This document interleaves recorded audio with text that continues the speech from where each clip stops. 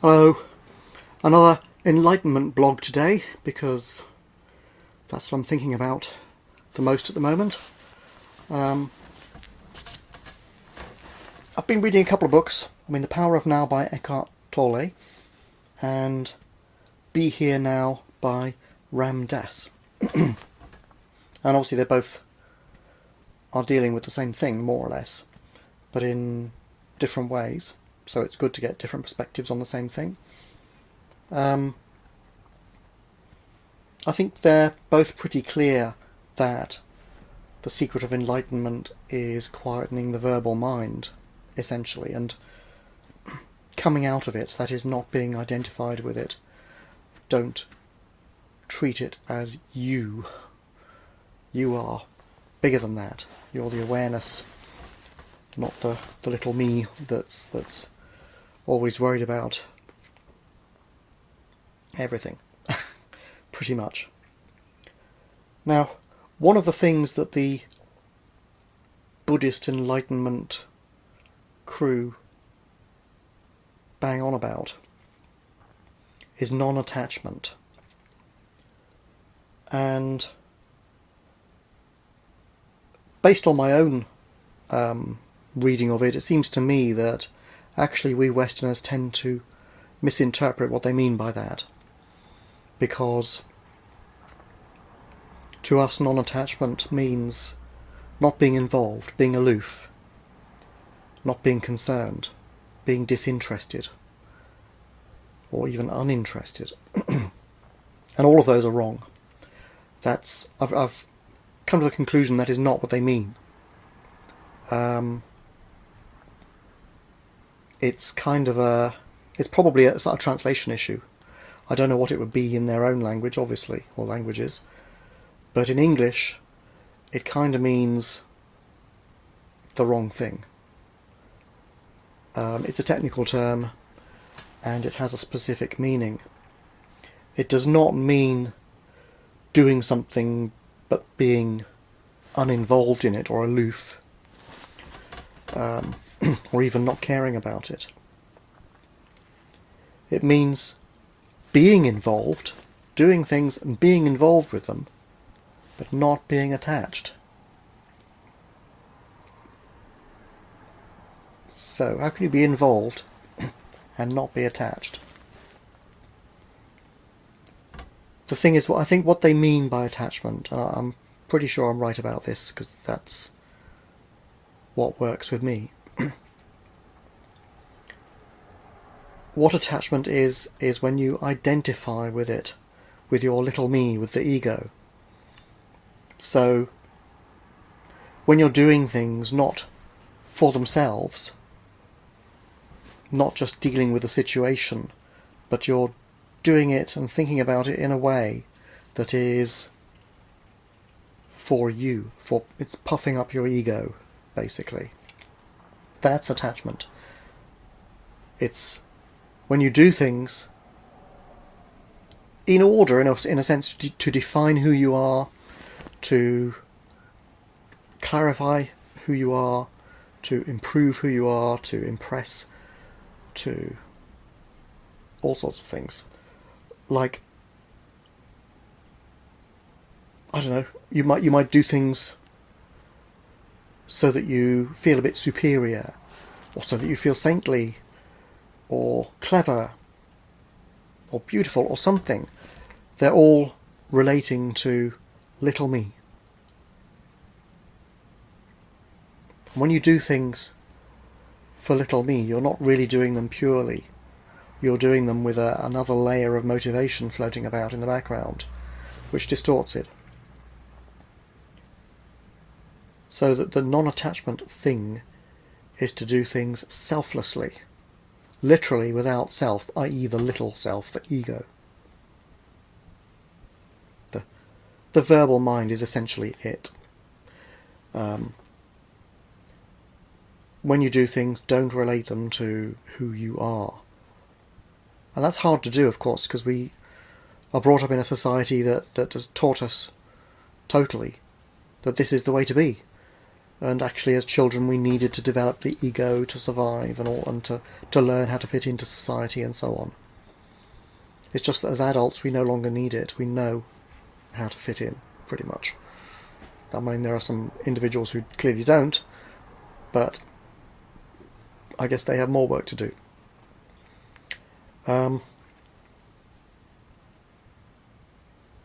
So that's the non-attachment. You still do things and do them fully, but you don't have this extra layer of relating it to you, to who you are. It's this whole idea of not being good enough. And we try to boost ourselves up all the time, puff ourselves up, whoosh, with everything that we think about. And Eckhart Tolle has like this other way of approaching it, which is to talk about being in the now. Because you can quieten your mind, your verbal mind, pretty much by not allowing the past or the future to be part of your considerations. You're focusing really on what's happening right now, this instant. So when you think you've got problems, if you actually analyse it, it's actually your mind thinking about how it relates to you. It's this same thing. Really, a problem, past or future, is actually just a situation in the present, and you should be able to deal with it objectively, non-personally, actually. Because that extra layer of making it into a personal problem is the problem. The situation is just a non-personal event. Deal with it or don't deal with it. But when you're trying to say, oh my God, what will people think in the background, maybe you're not even fully aware that you're doing it. I think most of us do these things without really being conscious of it 100%. But looking at the way I do things and others, there's always this little bit of relating it to me. And this is really visible, actually, in public figures, particularly politicians. People like that, you can see it very clearly, the process. They pretty much continually confuse what's best for them with what's best for their party, with what's best for the country. And actually those three things are different. But constantly politicians conflate the three. So they'll come up with policies which is good for themselves and their friends, and persuade themselves that that's actually good for the country as well. Like trickle-down economics and stuff, which has been shown not to work. And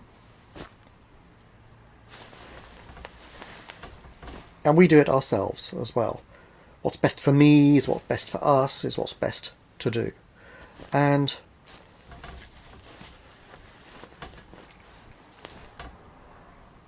it's not correct, essentially. It's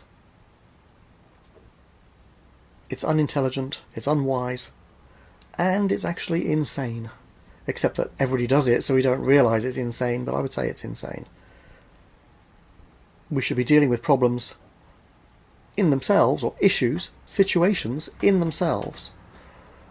And this little me that is just a pattern of thoughts in the verbal mind, it doesn't actually exist.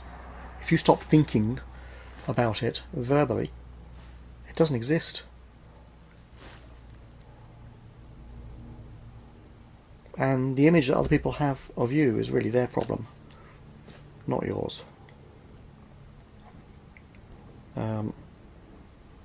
So how do you prevent this kind of thinking? Well, first of all, you have to be in the now. And if you're thinking about things with relation to the past, like 5 minutes ago, 5 years ago, the future, 10 seconds from now, whatever, a year from now, something that might never happen, probably won't, all of that is past and future thinking, which is what the verbal mind really hangs on to. It's very good at that. But it's problem making, not situation dealing. With situations, we really handle them in this actual moment. The only moment that really exists for a human is the present moment. So there should be no thinking of not being good enough or how to be better or something of that sort. How can I fix this problem and make myself look good? How can I get rid of this problem so people won't notice how bad I am? Same thing, okay? That's how we think about things. Instead, focus on the present situation. And that's all. No extra layers of me.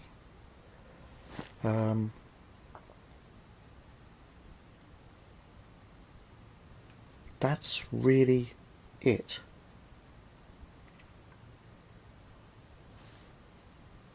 Do you have any comments? Anything to say? Am I right? Any questions? How can you do it? I don't know. Am I not clear with that?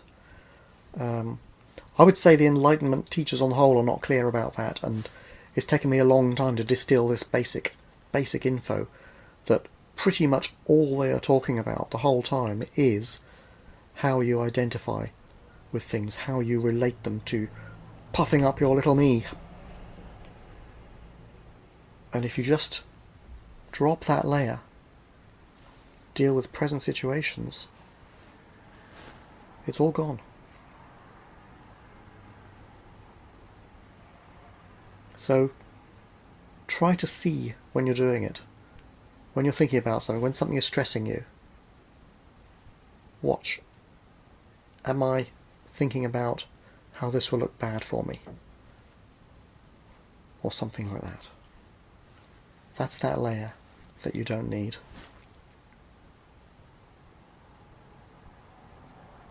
So keep a little witness going in here, right? You don't have to judge it or say it's good or bad. The mere awareness of it is sufficient to gradually lose it. So I'm told by these books, right? Okay, and other sources. So, okay then. I might stick a couple of links to these people down below, Eckhart Tolle and Ram Dass. See what you think. So leave comments and all that, and I'm interested to hear what you think. Bye for now.